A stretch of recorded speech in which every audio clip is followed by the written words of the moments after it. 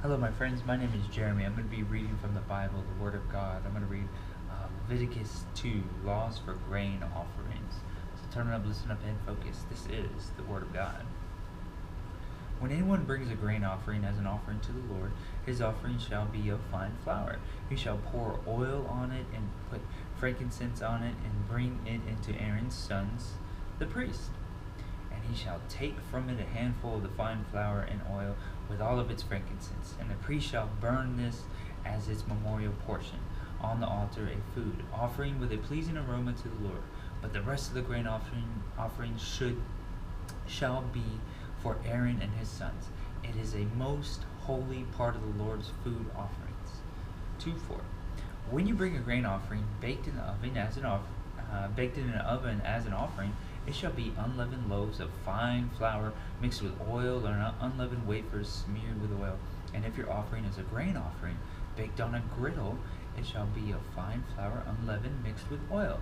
You shall break it into pieces and pour oil on it. It is a grain offering. And if your offering is a grain offering cooked in a pan, it shall be made of fine flour with oil. And you shall bring the grain offering that is made of these things to the Lord. And when it is presented to the priest, he shall bring it to the altar. And the priest shall take from the grain offering its memorial portion, and burn this on the altar, a food offering with a pleasing aroma to the Lord. But the rest of the grain offering shall be for Aaron and his sons. It is the most holy part of the Lord's food offerings. 11.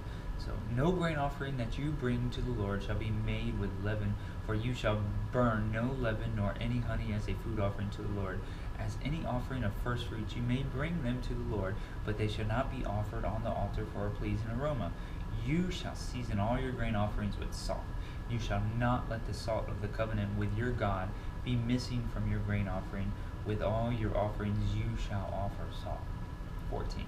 If you offer a grain offering of first fruits to the Lord, you shall offer for the grain offering of the first fruits fresh ears roasted with fire, crushed new grain.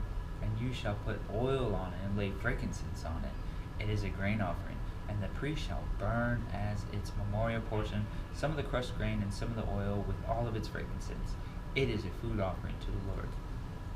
That was Leviticus 2, the Word of God. May you always be in peace. See ya.